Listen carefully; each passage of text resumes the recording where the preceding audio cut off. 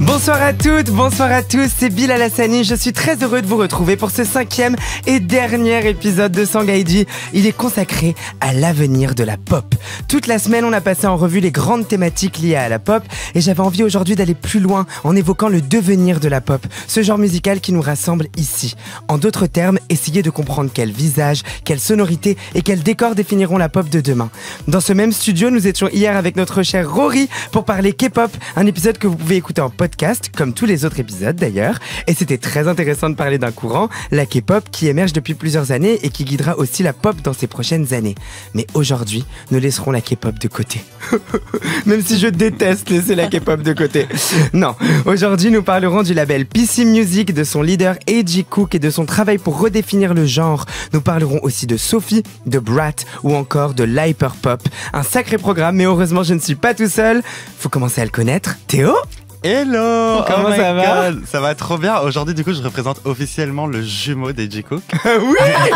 Il y a une longue running joke genre sur le fait que Théo est juste A.G. Cook en fait. Tout le monde me le dit. C'est vrai. On vous a jamais vu dans la même pièce au même moment? Non, après. non, Mais alors également, je dois dire que je suis plus qu'heureux de conclure cette semaine avec cette personne. C'est une spécialiste de nouveautés pop. Bienvenue Kalika. Oh, merci pour l'invitation, ça va bébé. Ça me fait trop plaisir. Tu as sorti ton merveilleux premier album Adieu les monstres et on aura l'occasion d'en reparler aussi parce que tu as été en tournée mais genre t'as pas arrêté de faire des dates. Mais c'était intense. Ça fait combien de temps là que t'es en tournée? Depuis mon premier morceau, donc je pense depuis 3 ans j'étais en tournée sans m'arrêter.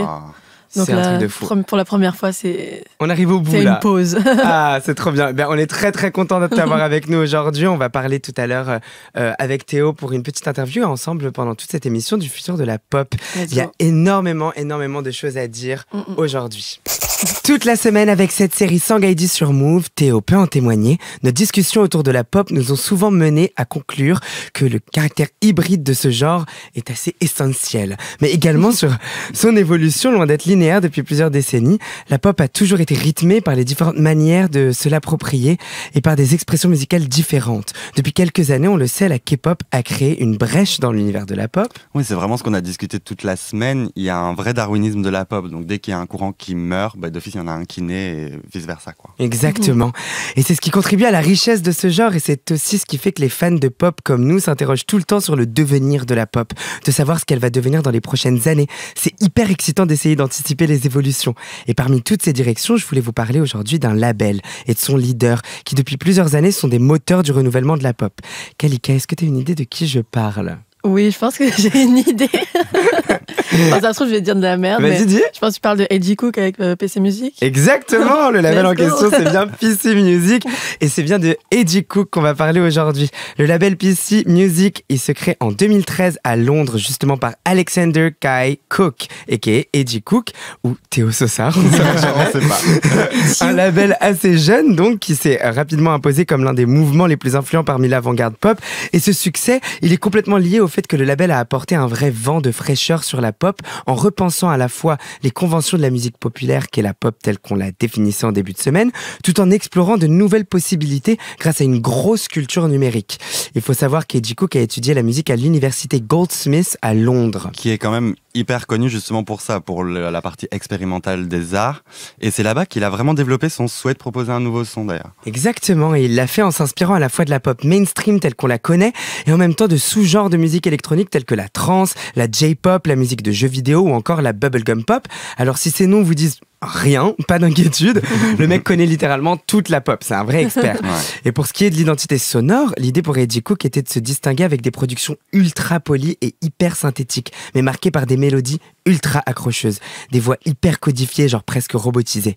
Et c'est A.G. Cook lui-même qui décrit le son du label comme une hyper pop, une sorte de version amplifiée, voire parodique des codes de la pop commerciale. Par exemple, il joue sur les clichés de la pop en parlant des thèmes traditionnels de la pop comme l'amour de façon un peu cheesy dans leurs paroles en musique. Ça donne ça.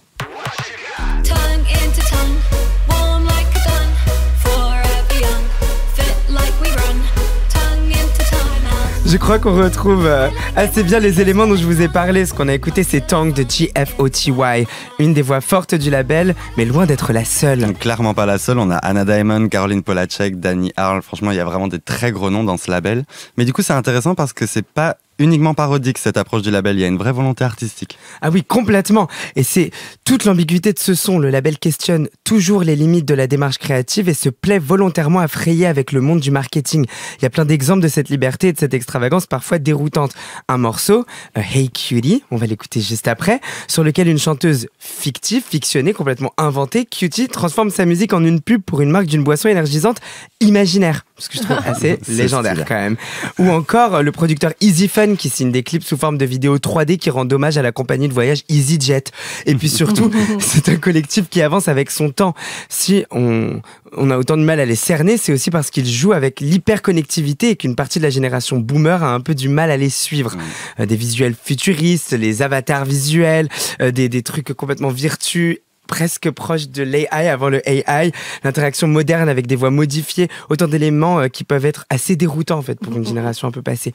Et l'année dernière, du coup, coup de tonnerre, pour ses 10 ans, le label annonce la fin de ses activités. Une mise en retrait qui est en fait un peu à l'image du label, hyper underground à ses débuts. Il est devenu mainstream en 10 ans et décide de se retirer à son apogée. Comme une ultime manière d'affirmer son identité et surtout son humour bien à lui. Même s'il ne s'agit pas d'une blague, une manière de tordre une dernière fois les traditions. Alors PC Music, merci pour les travaux. Le futur, c'était vous. Mes chers amis de Sangaïdi, toujours sur Move, j'ai beaucoup parlé en ce début d'émission et j'aimerais maintenant que l'on écoute celle qui nous a fait le plaisir d'être avec nous aujourd'hui, c'est Kalika. Comme je vous le disais en début d'émission, Kalika a sorti un projet incroyable qui s'appelle Adieu les monstres et qui a reçu un très très bel accueil et qui a toujours et surtout été pour toi une manière de t'affirmer plus que jamais, comme celle que tu es désormais. On est ravis de t'avoir avec nous. Est-ce que tu es prête pour une petite séquence interview? Je suis grave prête. Mais c'est Théo ce soir qui prend la main, let's go! Let's go. Alors, on va retourner un peu dans le passé. Let's go Théo. Dès STP, du coup, tu as toujours affiché une identité visuelle marquée et très forte. Mais sur le plan musical, il y a eu un véritable virage depuis. Surtout avec la sortie de L'été est mort, qui a été un tube marquant. Surtout pour moi. C'est aussi mon préf, je pense. Vraiment, moi aussi. Comment est né ce changement et quelle a été la genèse de cette évolution? Entre quand et quand tu veux dire le changement? Avant de entre STP et L'été est mort, je dirais. Okay. Vraiment. En fait, quand j'avais mis STP, c'est marrant que tu connaisses ce son. Je pensais que personne connaissait ça. C'est vraiment genre un extrait que j'avais sorti sur YouTube juste comme ça pour voir, mais c'était une version. C'était pas genre la couleur de ce que je voulais faire. C'était plus une version un peu genre organique.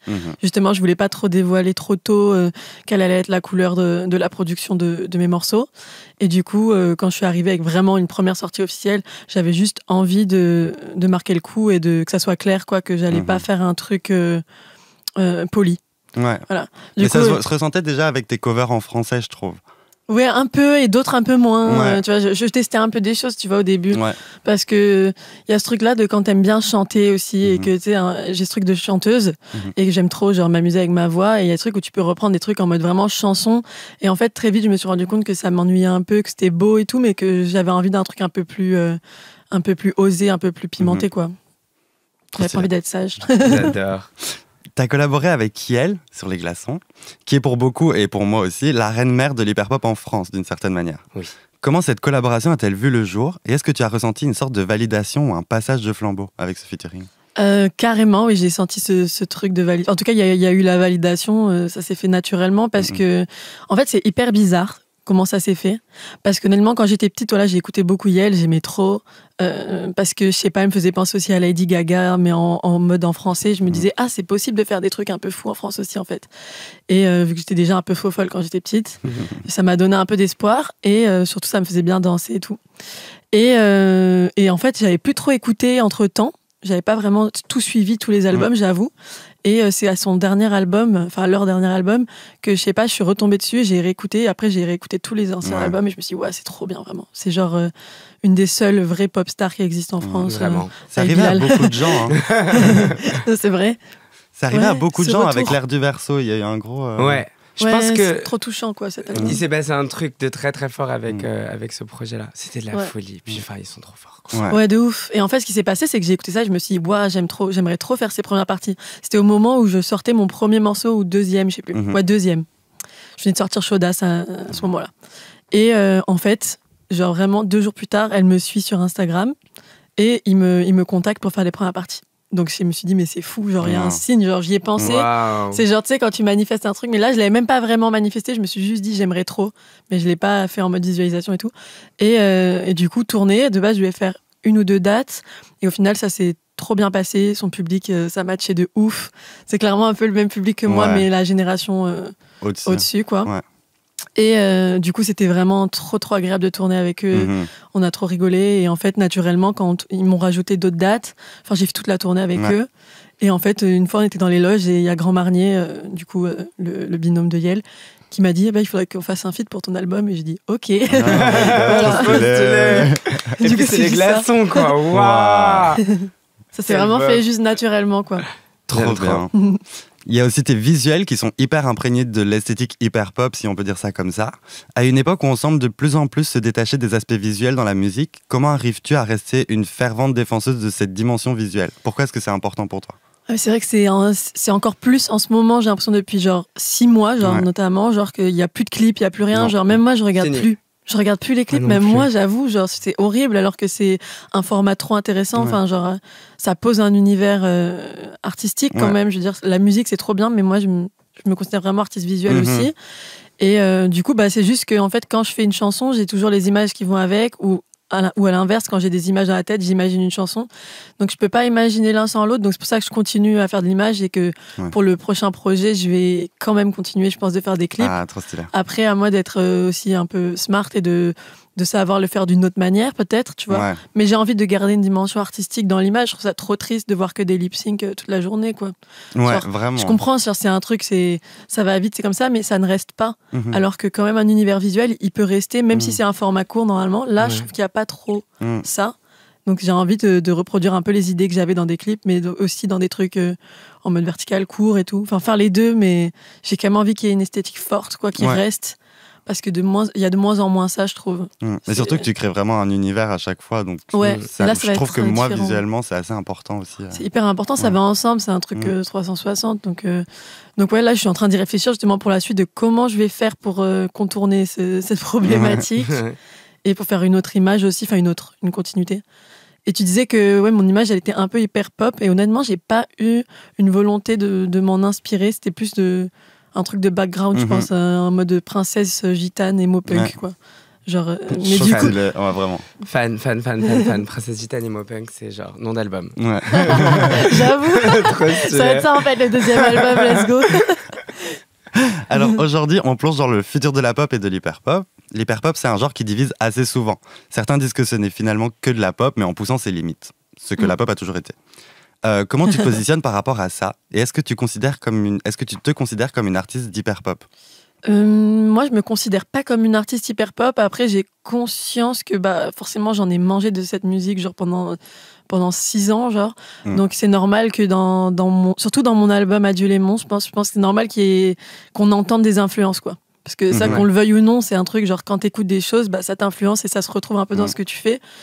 Et du coup, oui, je comprends qu'il y ait des gens qui veulent me mettre cette étiquette-là et je le prends pas mal parce que c'est un courant qui est trop cool.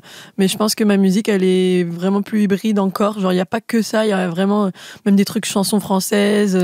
Il y a des trucs un peu poussiéreux et en même temps des trucs modernes aussi dedans. Et du coup, je sais pas si je me cantonnerais juste à cette étiquette-là. Mais en tout cas, c'est sûr que ça fait partie des influences de mon premier album, c'est clair. Mais c'est plus vouloir jouer et expérimenter avec les codes de la pop traditionnelle, quoi. Complètement.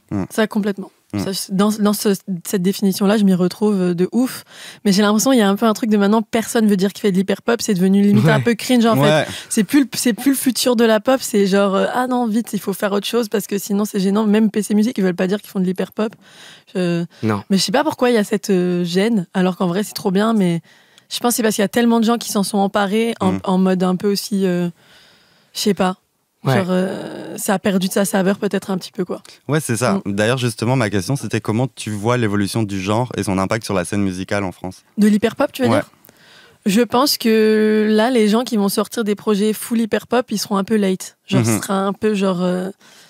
c'est pas le truc à faire, je pense. Mais après, en France, il y a toujours une espèce de latence. Donc, je pense que déjà dans le rap, dans tout ce qui est new gen et tout, la new wave et tout, il y a grave des références hyper pop.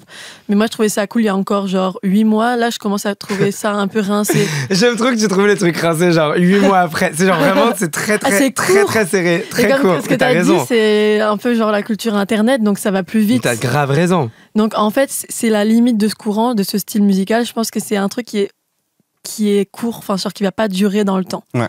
C'était genre une espèce d'urgence, un accident trop cool, mais genre ça peut pas rester. Je pense que la pop, elle va continuer son chemin d'une autre manière, quoi.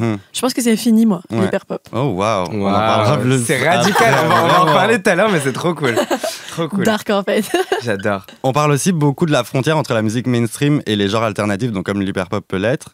Toi qui es quelque part entre ces deux mondes, comment tu gères l'équilibre entre rester fidèle à ton univers et en essayant de te toucher un public toujours plus large?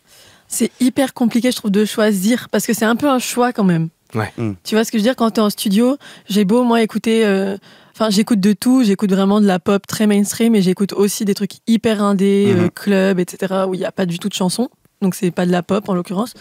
Et du coup, j'ai toujours ce cul entre deux chaises, et je pense que encore maintenant, j'ai du mal à me positionner, parce que là, j'avais la volonté dans mon premier album de faire un truc plus pop qu'avant. Ouais. Donc c'était un peu moins indé, c'était vraiment des formats couplet-refrain, catchy, où t'as des top lines que tu retiens, etc. Et j'ai kiffé faire ça comme ça. À ce moment-là, j'avais envie de ça.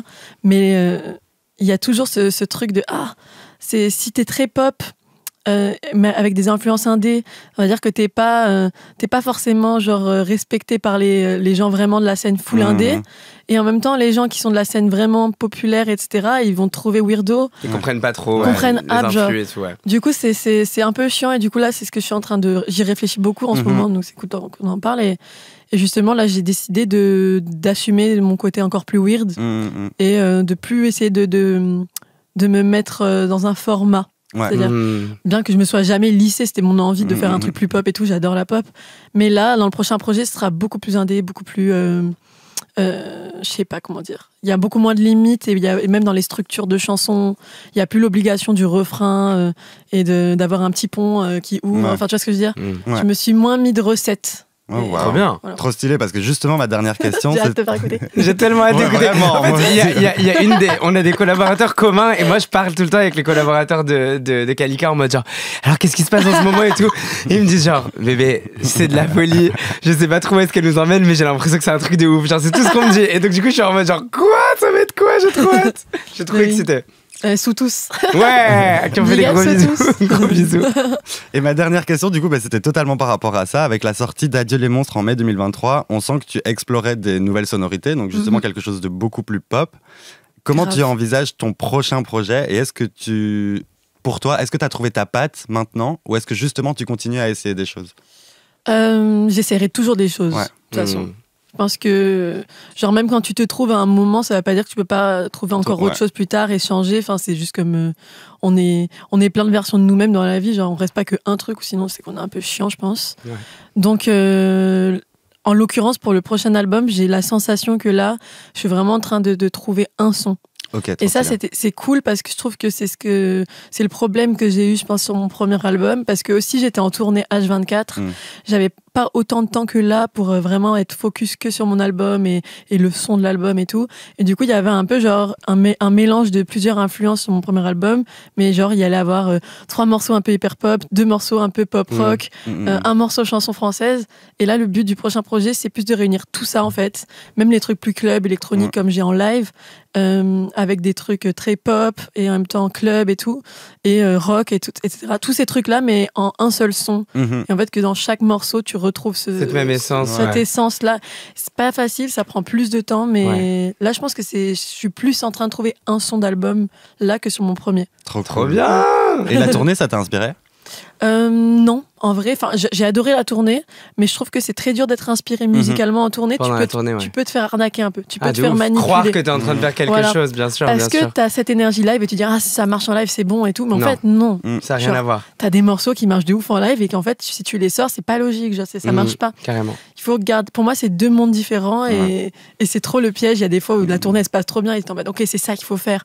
Du coup, je vais faire que des morceaux rock vénères et tout, c'est ça que les gens ils veulent. Mais non, mais pas forcément. Genre, au pire, tu peux faire quand même des morceaux pop et tu les feras plus rock sur scène pour ta prochaine tournée.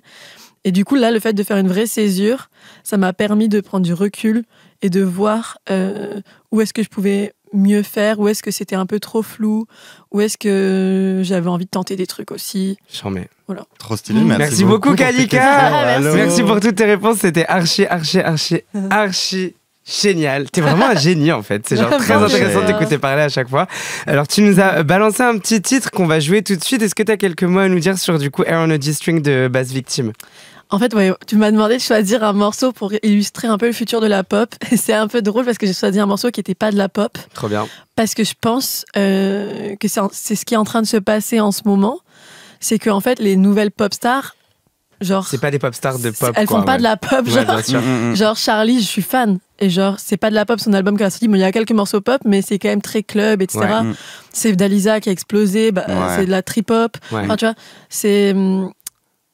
En ce moment, j'ai l'impression que le futur de la pop, ça va être des artistes juste indés, en fait, qui vont juste se libérer d'un truc et en fait, ils vont rendre ça populaire parce que c'est des gens qui vont être genre alignés. Et j'ai l'impression que le futur de la pop, c'est des gens qui auront fait des vraies carrières bio, enfin genre qui auront pris du temps. Organique, bien sûr, pendant longtemps. C'est ce qu'on est en train de constater aujourd'hui avec toutes les personnes qui émergent. Je pense que c'est ça le vrai futur de la pop, plus que les pop stars qui émergent en un an d'un coup et qui font des trucs en mode un peu comme il y a toujours eu dans la pop avec genre le gros refrain catchy et la choré qu'il faut, etc.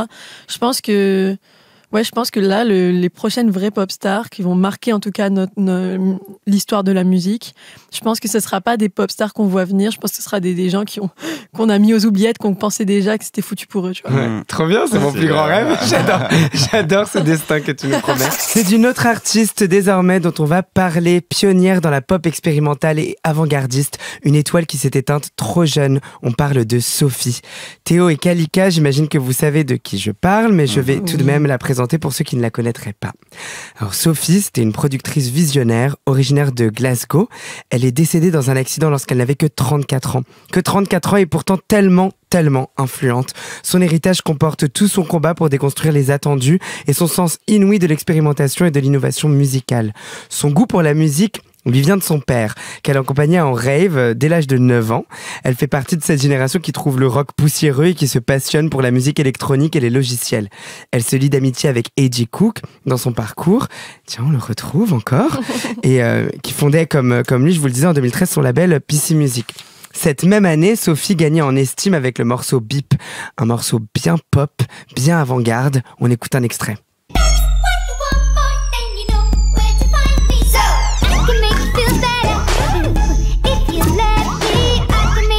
Vous connaissiez, vous, Beep? Ouais. Yes, On est comment sur Sophie, les amis? Que dire, c'est une génie, genre merci juste. Ouais, merci. Vraiment. Mais moi qui aime beaucoup la wave de l'hyper-pop, mais pour autant j'en écoute pas des masses, Sophie c'est la seule artiste où pour moi tout est bon quoi. Tout est bon. Ouais. Sauf son dernier album je trouve là qui est sorti. Je sais pas si vous avez le écouté. posthume, je l'ai pas encore écouté. Je me suis pas penché dessus. Je l'ai pas fini jusqu'à. J'étais vraiment déçue, mais après bon, tu sais c'est normal. On a fait ça il y a genre 1000 ans. C'est ça. C'était... Pour le coup, t'as dit elle trouvait le rock poussiéreux. Je suis sûre là maintenant elle aurait pu s'en inspirer. À fond, ouais, de ouf. Mais en fait, elle poursuit du coup ensuite son ascension en collaborant avec A.G. Cook, du coup avec qui elle va sortir le projet semi-fictionnel Hey Cutie qu'on écoutait tout à l'heure en 2014. C'est un projet pour le coup hyper novateur. On sait pas trop sur quel pied danser, c'est le cas de le dire pour le coup, mais en fait c'est hyper frais. Grosse basse acide, grosse influx bubblegum avec des effets de voix chipmunk. On est dans l'hyper pop dont je vous parlais tout à l'heure. Le succès vient grâce à ses collabs, notamment avec Charlie XCX pour qui elle a produit tout l'EP Vroom Vroom que A.G. Cook du coup lui avait présenté. Il y avait aussi Vince Staples, il y avait Madonna pour qui elle avait fait Beach avec Madonna et puis après il y avait plein de titres incroyables comme It's Okay to Cry. Il faut savoir que sur ce titre c'est la première fois qu'elle dévoile son vrai visage et sa voix en fait dans le clip. On l'avait jamais vu avant. C'était une grosse étape de plus dans sa quête d'une musique qui transcende la vie et ce morceau It's Okay to Cry fait l'ouverture de son premier album Oil of Every Pearls and Insides qui lui a valu d'être nommée. Elle aurait dû gagner en 2019 aux Grammys la catégorie meilleur album de musique danse électronique. Donc l'annonce de sa mort a vraiment bouleversé le monde et l'industrie de la musique, notamment du côté de la communauté LGBTQIA+, car Sophie, qui est une figure transgenre et une figure forte de l'affirmation de l'identité et des identités, notamment dans une interview pour Paper Magazine en 2018, elle affirmait « Pour moi, être transgenre, c'est prendre le contrôle afin de mettre son corps en accord avec son âme et son esprit pour que les deux ne s'affrontent pas et ne luttent pas pour survivre. Vous pouvez ainsi vous rapprocher de la façon dont vous ressentez votre véritable essence sans la pression sociale d'avoir à remplir certains rôles traditionnels basés sur le genre. » C'est tellement beau. Et vraiment, merci quoi à elle pour tout ce qu'elle a fait. Est-ce que vous avez une histoire particulière avec l'album Oils? Vous l'avez beaucoup écouté. C'est un disque que vous connaissez bien. Tu veux répondre? Vas-y. Moi, j'ai pas tant... Enfin, j'écoutais, j'ai toujours trouvé qu'elle était genre hyper forte et hyper pure. Ouais. J'ai toujours senti une vraie nature quoi dans ce qu'elle faisait. Ouais. C'était nouveau quoi, c'était pas inspiré dans nos trucs, c'était vraiment son son à elle et du coup j'avais un immense respect, j'ai toujours écouté. Mais je l'ai pas genre saigné l'album. Ah ouais. Parce que c'est plus un truc, je suis en mode, je sais pas comment expliquer. Quand c'est des disques un peu de productrices ou de producteurs et tout, je les écoute pas comme des chansons, projets, bien sûr, et des gens qui racontent vraiment toute leur histoire et tout. Je sais pas comment expliquer. J'entends pas totalement la même ce que tu veux dire. Je suis moins obsessed que, je sais pas, genre un album de qui je pourrais dire. De Beyoncé qu'on remercie voilà, aujourd'hui. par exemple. Ou tu sais, genre là, je vais vraiment écouter en boucle. Je sais pas, c'est pas pareil, mais genre j'ai adoré et j'ai écouté et ça a clairement marqué l'histoire de la musique. Donc vraiment, j'ai un respect immense pour elle, quoi. Non, je comprends tout à fait. Et sa manière d'expérimenter, sa manière d'explorer quand même du coup avec l'oreille que tu vas avoir quand tu vas écouter un album de productrice, de producteur, est-ce que c'est quelque chose, est-ce que c'est une artiste qui a fait partie un petit peu de ces gens-là qui ont un peu inspiré ton oreille ou ta manière de chercher? Je pense que ça n'a pas forcément inspiré mon son, mais ça m'a fait capter, c'était au tout début vraiment quand elle commençait à sortir des trucs et tout, ce avec côté Beat, vraiment, tout ça, ce côté vraiment genre texturé et pas plat, parce qu'en France il y a beaucoup ce truc, c'est un bloc genre la musique, c'est un peu tout au mix, carrément. C'est très linéaire quoi. Et là le fait que en fait ça reste pop ce qu'elle faisait, tout en ayant que des surprises et des textures différentes, genre le fait que ce soit très 3D quoi, ça, cet aspect 3D, ça m'a marqué, c'était inspirant. Et toi Medj, et toi Théo, du coup ton rapport avec l'album il existe quand même. Hein. Bah, Sophie, ça a toujours été quelque chose, mais cet album, c'était comme si on m'arrachait mon corps. Ouais, il est parfait. Il est parfait. Et il nous parle, je pense, beaucoup aussi. Dans tout ce qu'elle a raconté dedans. Ouais. Et je trouve qu'il est tissé de manière très sincère. Voilà, il y a un truc qui puise il est pur, au plus profond de nous. C'est toujours Bilal Hassani et ses amis avec Sangaïdi sur Move. Je suis avec Théo Sossard à la DA sur Nylon et Kalika, une artiste que l'on adore ici. On parlait avant de Sophie, l'une des figures majeures dans l'avènement de ce que l'on appelle l'hyperpop. Vous avez peut-être entendu plusieurs fois cette expression depuis le début de cette émission et c'est le moment pour moi de vous éclairer sur ce courant.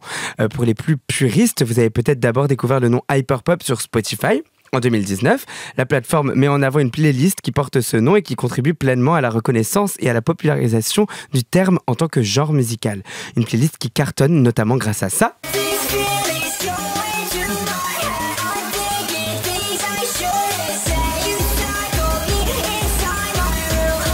Ce qu'on a écouté, c'est le titre Hand Crushed by a Mallet de 100 Gex, Laura Less et Dylan Brady qui a percé sur la playlist en 2019. C'est un groupe américain, ce qui témoigne aussi du succès transfrontalier du genre. On va y arriver. Parti de la Grande-Bretagne, il a ensuite conquéri le monde, notamment l'Allemagne avec Kim Petras et donc les États-Unis. Mais pour comprendre comment Spotify décide de passer le pas de l'hyperpop, il faut revenir quelques années en arrière. Un petit voyage. Un petit voyage dans le temps. Disons qu'on va voyager dans le temps, on est dans les années 2010, la pop est en quête d'un nouveau souffle apporté comme on a pu le voir avant avec des personnes comme A.G. Cook qui font de ses musiques ou encore Sophie. L'heure est à l'innovation, à l'expérimentation et l'émergence et le succès des plateformes comme SoundCloud, un peu plus nichées, permet aux artistes indés de s'exprimer, de faire circuler de nouvelles manières de faire du son.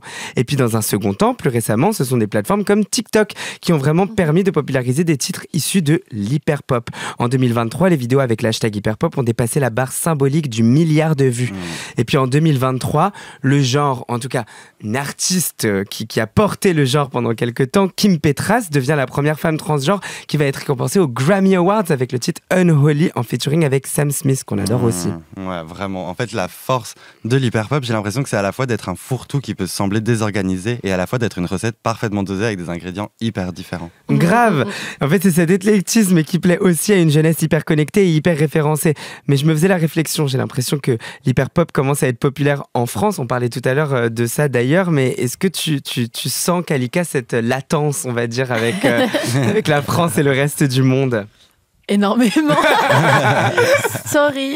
Non, mais c'est vrai, c'est vrai. C'est vrai. Sur tous les courants en plus. Hein. Mais là, à notre avantage, en France, ce qui est en train de se passer, je pense, c'est que là, il y a une espèce de retour de l'électro chez les pop stars, de l'électro en mode électro années 2000-2010, et donc de la French touch aussi.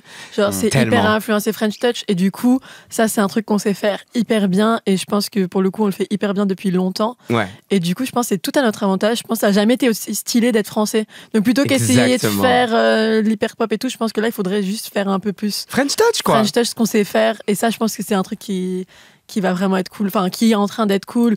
Genre, c'est clair, avec The Dare et tout, tu vois. Genre, de ouf. Et plein d'autres artistes, mais même le son que j'ai fait passer tout à l'heure, c'est très électroclash dans le délire. Hyper. Et je pense que voilà, tout ce qui est un peu genre French touch, électroclash, indie sleaze, c'est genre le futur de la pop. On est toujours sur Move avec Sangaïdi, je suis entourée de Théo et Kalika. On se penche aujourd'hui sur le futur de la pop. On a retracé ce qui fait aujourd'hui la nouvelle scène pop, incarnée par l'hyperpop et des figures comme A.G. Cook et Sophie notamment. Dans le dernier segment de cette 5e émission, je rappelle que les autres épisodes sont toujours disponibles en podcast. Je voulais vous proposer qu'on se penche sur un album phare paru cette année.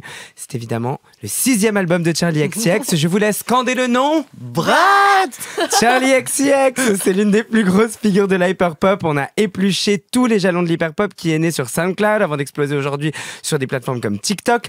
À l'époque, A.G. Cook propose ses musiques sur SoundCloud. Il est vite repéré par la presse spécialisée et Charli XCX lui demande de produire. Alors d'abord, c'était son EP Vroom Vroom, je pense en 2016. Et puis ensuite, il y a eu Number One Angel Baby, Pop 2, et puis tout le reste, quoi. Mais surtout Pop 2, voilà. On parle de Pop 2 parce qu'on aime vraiment Pop 2, qui était la première grosse collaboration et qui n'était pas du tout la dernière, puisque sur ce dernier album, il collabore encore. Ouais, et c'était un album qui était quand même super attendu dès le début. Ah oui, complètement. Surtout que cet album était attendu comme un message envoyé au public, puisque c'était son dernier projet, enfin son premier projet depuis la fin du label PC Music, qui, je le rappelle, a mis fin à ses activités du coup en 2023.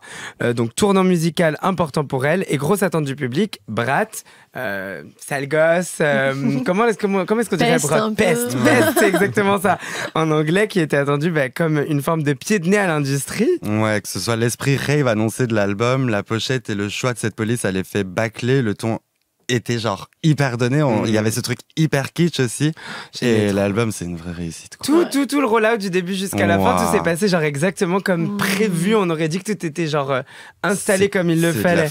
Bon, on décompose un petit peu l'album, on va écouter quelques extraits. On commence tout de suite avec Belle Opener, 360. Yeah, 360. When you're in the mirror, do you like what you see? Hey. When you're in the mirror, you're just looking at me. Hey. I'm everywhere, I'm so Julia. Vous aviez pensé quoi de ce morceau quand il était sorti? J'ai trop aimé, j'avoue. J'étais à fond, direct. Ouais. Mais direct, genre première écoute. I'm so Julia, pour dire genre que t'es trop Julia Fox, parce que Julia elle était partout.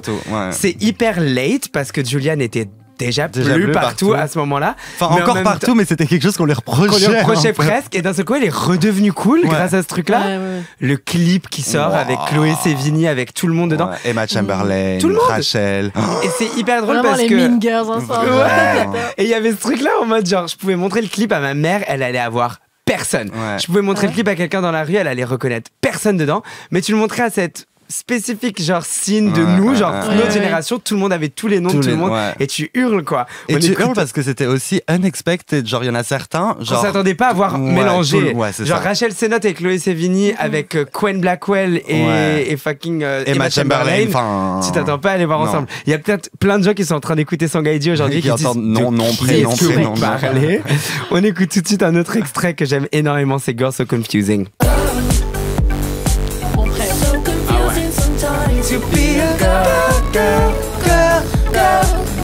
Ok, donc Girls So Confusing, comment est-ce qu'on se positionne par rapport à ça, par rapport au remix ensuite avec Lord? Non, surtout. Je pense que c'est mon préf de l'album, honnêtement. De et base déjà? Non, avec Lord. Ouais. Ah, Ouais. avec Lord, ok. Ça m'a trop touché, même ce qu'elle dit dans son couplet et tout. Lord, genre, j'aime trop. Après, À je suis fan de l'écriture, Lord. on est fan de Lord. Je Mais à suis l'écriture, vraiment ce fan. couplet, c'est quand même, je pense, ouais. l'une des plus belles choses qu'on a eu, une plus belle plume pop qu'on a eue depuis des années. Ouais. Non, c'est clair. S'il y avait ce truc un peu journal intime, hyper sincère, cru, mais qui Ouais. marche quand même mélodiquement, qui est Oui. fort. Mais en même temps, intense. tu mets Ouais. ça en français, c'est trop gênant. Et en même temps, genre, je sais pas, ça Moi, marche trop, là. j'aimerais bien que plus d'artistes français, francophones, je fais cet appel comme ça, je le dis à tout le monde, mais qu'on commence à écrire un peu comme ça. Parce qu'en fait, j'ai Un peu l'impression qu'il faut cru, qu'on pousse ouais. le cringe, ouais, peut-être Ouais. un peu. Bah, il Peut-être faut que c'est oser. gênant. Oui, oui. Moi, j'adore ce style d'écriture. C'est trop Moi, c'était beau. plus le côté genre non mélodie Ah, avec ça, du j'adore. texte. Moi, j'adore, mais je trouve qu'en français, c'est plus Ça dur marche de le moins, faire. Ouais. Ça fait plus, ça sonne Ça bizarre. peut hein. sonner bizarre, mais j'ai Ouais. l'impression qu'il faut pousser ce truc-là Ouais, un petit faut peu et essayer, que hein. ça peut créer des choses jolies. T'avais pensé quoi de l'arrivée de ce remix? On s'y attendait pas. Hein. Moi, le remix, premièrement, je m'y attendais genre pas du tout. Moi non. Lord Ouais. Mais c'est Mais parce Lord, que, elle sort pas, quoi. en fait, je peux pas, C'est je peux iconique. pas expliquer comment cet album, c'est juste genre une récompense à la Stan Twitter. Ouais, un Juste peu. tout. À chaque fois qu'on Tout avait ce une qui se théorie, passait. ça arrivait. Ouais. Le gros billboard qui changeait pour qu'il y ait des It's nouveaux. three. Hop. Ouais. C'était légendaire. Parfait. Genre, c'était rare. J'ai pas les mots. Elle a su parler à son public en fait et Et lui s'emparer répondre, ouais, et vraiment. on s'est emparé du Ouais. monde du coup comme ça et ça qui est fort. Ouais. C'est qu'elle a fait plaisir à sa niche qui est devenue genre Hyper brillante, hyper large. géante. Et qui a voulu vraiment genre pousser l'album hyper et loin. du coup tout le monde a défendu l'album avec elle. quoi. Ouais, c'est ça. c'était très très ça beau. a fait un peu Ça un l'a gaga emparé. 2009, 2010, quoi. C'est vraiment ça. Ça filait un peu comme The Fame Monster, ouais. ce qui se passait. Exactement. Vraiment. Une version évidemment plus niche, évidemment ouais. plus petite, etc., plus resserrée, mais on se retrouve avec genre le monde entier qui parlait de Brad, quoi. Bah oui. On écoute tout de suite mon extrait préféré de cet album, c'est Everything is Romantic. Romantic. Moi sur à la première écoute c'était pas mon préf et après ouais coup j'ai capté. Il ouais. est trop... Everything is Romantic, je trouve que c'est l'un des plus beaux moments de cet album. Ouais. Tout ce qui se passe dans cet album est parfait et je trouve que on ressent bien dans ce morceau-là ce qui se passe dans le travail en fait de production. Ouais. Il y avait un truc qu'elle avait expliqué avant sur comment elle avait fait ce disque. Le jour où il était sorti, elle avait fait une caption hyper intéressante où en gros on dirait qu'elle avait créé un vaisseau spatial avec tous ses plugs, tous ses trucs, tous ses machins. Elle a prédéfini le son qu'elle allait avoir, qu'elle allait être hyper uniforme et ensuite elle allait balancer les trucs dans ses compositions et ça lui permet, j'ai l'impression, d'explorer un petit peu des trucs un peu dingues comme un Everything is Romantic qui sort un petit peu mais qui finalement te sort pas de l'essence Brad, Non. quoi. Non, T'es non, toujours non. dedans. Juste Ouais. au moment où tu te fais pas chier quand t'écoutes Mais tu te l'album. fais quoi. jamais chier Mhm. parce que les chansons elles vont partout, mais en production, la snare c'est C'est la cohérent. même Ouais. du début jusqu'à la fin. Tout ce qui est utilisé, c'est assez. Oui, t'as une palette quoi. une bonne palette, quoi. Et c'est super beau. Bon, il y a quand même une chanson qui a fait un petit peu la viralité de ce projet sur la deuxième partie. stylé. On est obligé de l'écouter. C'est Apple. I guess the apple could turn yellow or green. There's lots of different nuances to you and to me. Archi yel celui-là, je trouve. Un peu ouais. Mais moi j'aime trop cette danse. De la danse TikTok au mouvement Brat avec le Brad Green, le Brad Wall, Kamala Harris, la terre entière qui dit que c'était un Brad Summer. Apple, c'était trop une fou. belle conclusion quand même pour. Qui est Ouais. vraiment un full moment mainstream sur l'album parce que genre c'est ce qu'on disait depuis le début, c'était un gros mouvement mais ça Mais restait c'était quand niche même quoi. un gros Von mouvement Dutch, de c'était niche. Ouais, Club voilà. Classic, c'était niche. Addison Rae, mon rêve. Addison Ah, Rae. Addison Rae. Qu'on Enfin, est, son son. Mais Apple Incroyable. avoir Le dernier Diet Pepsi, Diet je suis fan. Pepsi, c'était quelque chose. Mais oui, quand même avoir ce moment hyper mainstream du coup avec Apple et avoir une choré TikTok et tout et que ça perce, ça ajoute encore plus au fait que genre l'ERA elle était Elle est trop parfaite. forte. Elle Là, était parfaite. elle s'est dit c'est mon année, allez tous vous faire foutre. Ouais, vraiment. Ouais, j'ai trouvé ça Tout doit tellement sortir. chic parce que tous mes potes, enfin, je me suis rendu compte que je connaissais pas mes amis. Parce que tous mes amis m'ont dit genre, putain, sa date, elle était pas revenue depuis Boom Clap, depuis. J'étais en mode quoi? Et en fait, Elle a jamais arrêté de sortir des sons. mais wesh. personne le sait ça. Et je trouve que c'est un joli petit, il y a un truc quand même qui est hyper Revanche. fort dans cette revanche-là, qui est peut-être même pas une revanche. On en parle depuis tout à l'heure, mais les artistes de demain, les rockstars, popstars de demain, c'est un petit peu ces gens-là qui sont là depuis un moment, qui ont fait vivre leur carrière de manière hyper bio. Ouais. Et en fait, j'ai l'impression que Charli XCX, si elle avait pas fait toute cette période underground, où elle était comme genre une club rat dans les souterrains de la Ouais. pop. Si elle avait pas fait ça pendant 10 piges, je sais pas si Brat aurait eu le Non, même ouais. goût, si Brat serait De même ouf. né, quoi. Jamais. Mais je suis grave d'accord. Et Pour c'est moi, Il fallait important faire du la coup, de vivre tout ça. synthèse. Ouais. Et là, c'est une belle synthèse, voilà, du Exactement. premier gros acte de sa carrière. Et j'ai Ouais. l'impression que maintenant, elle est tellement solide qu'elle peut nous Elle en peut faire faire encore tout ça. 10, Ouais. quoi, des comme Ouais. ça, et des encore mieux, et des encore plus différents. Mais c'est- Et que même nous, on est prêt à l'écouter aujourd'hui De ouf. maintenant. Mais c'est ça qui est fou, c'est qu'elle a eu vraiment plein de périodes. Elle a un peu essayé plein de trucs aussi Ouais. quand même. Son album juste avant, je trouve que pour le coup, il était un peu à côté. Ouais, mais Parce c'était qu'on cool qu'elle le sentait- fasse. C'était cool, mais on sentait aussi son stress peut-être justement de ça y est, devenir la grosse pop star. Et du coup, elle était un peu en mode Dua Lipa, tout ça. Ouais. Alors que en fait, là où elle a marqué les gens, c'est quand elle a fait son genre pop 2. C'est là où vraiment elle a commencé à marquer de ouf les gens. Je vous Et, invite vraiment à Allez, écouter, écoutez, écouter Pop 2. Incroyable. Incroyable du début à la fin, c'est un chef-d'œuvre. Mais pour le coup, oui, Pop 2, c'était pas possible que ce soit le truc genre Non. mondial. Ce qui est trop dommage, j'aurais trop aimé. Pas Mais oui, possible. mais Oui, Brat l'a été, quoi. Ouais, mais du coup, Brad, c'est un mélange entre tout ça, quoi. Toutes ces eras, genre Ouais. méga indé, trop pop. Et du coup, elle a fait un mélange entre les deux. Et ça rend ça. Et là, c'est genre le dosage parfait, quoi. Avant que l'on conclue cette émission, les amis, je voulais simplement vous demander comment vous envisagez le futur de la pop aujourd'hui, si vous deviez poser un regard global sur la manière dont celle-ci évolue en France, notamment. Kalika. Je croyais que ça allait être Théo qui allait répondre. J'étais une prise de cours. Non, je rigole. Alors, moi, j'imagine que le futur de la pop, en tout cas sur un court terme, ça va être assez imprégné par tout ce qui est indie sleaze. J'ai l'impression que c'est un peu un truc qui va être à la mode, quoi. Alors, est-ce que ça va durer? Je sais pas. Mais sinon, de manière plus globale, le futur de la pop, je pense que ce sera surtout des pop stars qui n'émergent pas du jour au lendemain, mais qui ont eu un parcours un peu périlleux et qui arrivent à faire la synthèse de tout ce qu'elles ont pu faire dans leur carrière et à avoir le meilleur truc possible. Voilà, je pense des artistes un petit peu complets, qui auront galéré un petit peu. Je pense que ce sera ça. Je pense que ce sera les futurs pop stars. De Voilà. demain. Ouais, les J'adore. pop stars de demain. Ouais.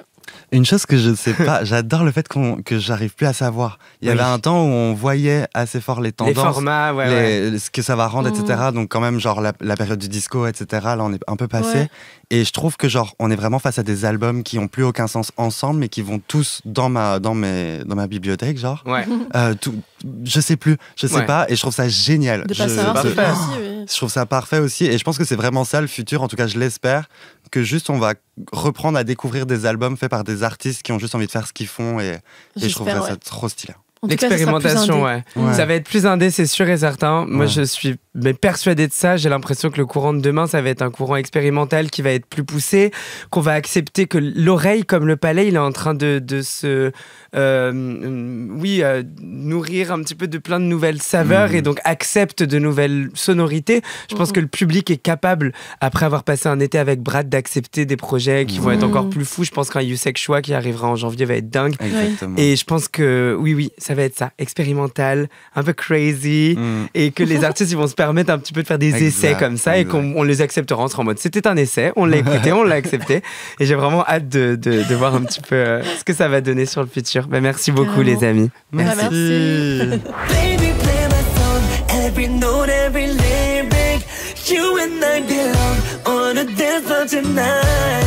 Feeling so electric, I could die. Oh, Song ID play my song, I do. avec Bilal Hassani. Chères auditrices, chers auditeurs, le moment est venu pour nous de vous dire au revoir. Oh. Je tenais personnellement à vous remercier très chaleureusement. Vous avez été nombreux et nombreux à écouter cette série Song ID sur Move, un projet que j'ai en tête depuis de nombreuses années et qui me tenait particulièrement à cœur. J'espère que ces histoires vous ont inspiré. Merci à tous nos magnifiques invités. J'en perds mes mots tellement je suis émue. Je remercie évidemment Kalika, une superbe artiste que je vous invite à écouter et écouter avec beaucoup d'attention et écouter tous les artistes qu'on a invités s'il vous plaît, parce que je les ai invités pour une raison aussi, parce qu'on doit exister quand même dans la sphère musicale francophone, et il n'y a pas énormément d'espace qui nous invite et qui invite nos univers à être explorés. Donc voilà, je vous invite vraiment sincèrement avec beaucoup d'amour à écouter tout ce que les artistes qu'on a eu cette semaine avec nous proposent. Merci beaucoup à mon meilleur ami et colocataire Théo d'avoir fait partie J'ai de cette pleuré. aventure avec moi, c'était trop bien. On l'a fait. On l'a vraiment fait pour de vrai, quoi. C'est-à-dire qu'on anime cette émission de manière fictive depuis tellement longtemps dans notre cuisine, dans notre salon. J'en doute Et pas. maintenant, on le fait pour de vrai. Donc, c'est vraiment pour mon plus grand plaisir qu'on a pu faire ce projet-là ensemble. Merci beaucoup à Marius Series qui m'a aidé à écrire et à concevoir cette émission. Je te fais des gros bisous, plein de love. Je te vois juste ici. Merci à la technique de Move, à Nicolas Leclerc qui nous a aidé du coup à mettre ce projet au son, en lumière, en everything pour que ce soit bien crunchy, if you know what I mean. et merci aussi à Soutous avec qui j'ai fait ce magnifique générique que vous écoutez depuis le début de la semaine. Je me suis posé la question. La musique pop, c'est le fil conducteur de ma vie, un moyen pour moi d'exprimer mes émotions et de partager des moments uniques avec ceux que j'aime. C'est une manière d'être au monde, de croire en soi et en ses rêves, d'explorer, d'innover, de repousser les limites, de changer le monde, de décloisonner les esprits.